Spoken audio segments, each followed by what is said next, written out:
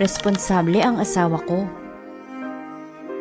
Maalaga, mabait, lahat ng gusto at kailangan ko, binibigay niya. Maliban sa isa. Lagi akong bitin sa kama.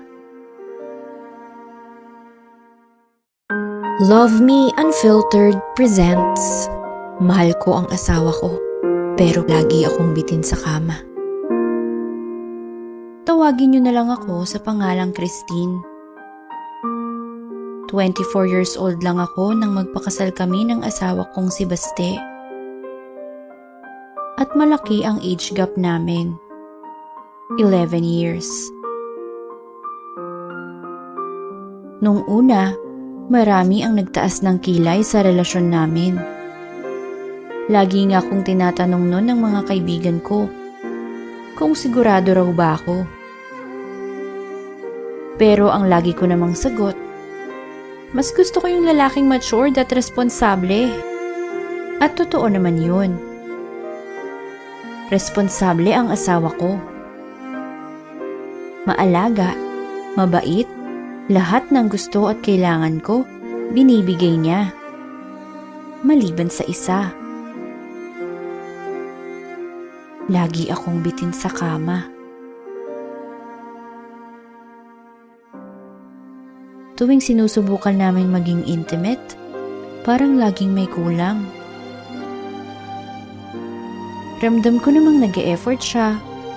Bawat halik at yakap, ramdam ko ang pagmamahal niya. Minsan, pagkatapos naming mag-sex, bumubulong siya at nagtatanong, "Okay ka lang?" Ngumingiti lang ako sabay sagot ng, "Okay lang." Pero sa loob-loob ko, hindi. Bitin na naman ako. Madalas naiiwan akong nakatitig lang sa kisame. Gising na gising ang diwa.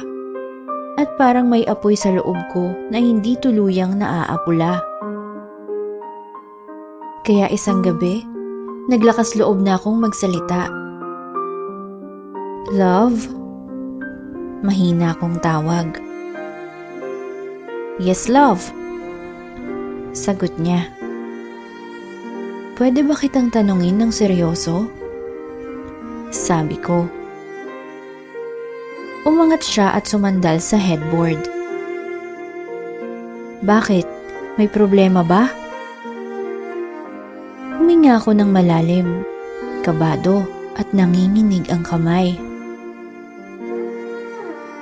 "Ano kasi love, sa tingin mo ba satisfied ako?" Napakunot ang noo niya. Oo. Bakit? Hindi ba?" Hindi muna ako kumibo. Ayokong masaktan siya. Ayokong maramdaman niyang kulang siya bilang lalaki. "Ano kasi, love, ang totoo, minsan bitin ako." Maingat kong sabi. "Hindi dahil wala kang effort. Alam ko naman na nagtatry ka. Pero minsan kasi love, kulang pa rin eh." Kitang-kita ko ang magkahalong gulat at hiya sa mukha niya. "Kulang?" Mahinang tanong niya. "May mali ba sa ginagawa ko, love?" "Wala."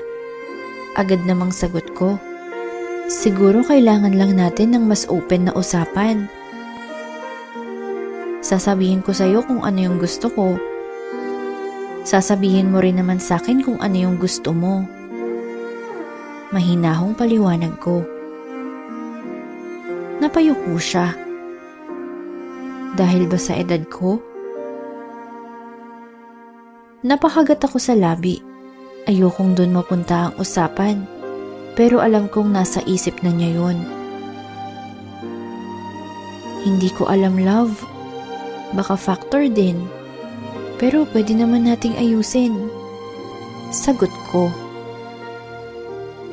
Tumahimik siya sandali bago hinawakan ng kamay ko. Salamat sa pagiging honest, love, sabi niya. Pangako, mag-e-effort ako. Gagalingan ko na ang performance ko sa susunod. Papaligayahin kita. Nakangiti niyang sagot. I love you, love. Thank you dahil hindi ka nagalit. Malambing na sabi ko. Mahal din kita, love. At gusto kong maging masaya tayo pareho. Hindi lang sa labas, pati sa kama. Sagot niya. Niyakap niya ako at saka nagbiro. Turuan mo nga ako, love. Sa anong posisyon ka ba nasasarapan? Natawa ako. Hindi lang kita tuturuan, mag-i-explore pa tayo together. Pabiro kong sagot. Nang gabing yun, nagsimula na kaming mag-usap tungkol sa mga gusto namin. Tinanong niya ako tungkol sa pacing at posisyon na gusto ko, sa foreplay, sa mga bagay na dati nahihiya akong banggitin. Ngayon, kapag nagiging intimate kami, may mga pagkakataon pa rin na bitin, pero hindi na ako tahimik. Sinasabi ko na agad sa kanya at inaayos namin. Ganon din siya. Sinasabi niya sa akin kapag may gusto siyang gawin at subukan. Natutunan ko na ang intimacy pala hindi lang nasusukat sa performance, kundi sa kakayahang magsabi ng totoo kahit nakakailang. Mahal ko ang asawa ko, at kung may kulang man siya, mas pipiliin kong ayusin namin yon ng magkasama. Kaysa maghanap ako ng ibang pupuno sa pagkukulang niya.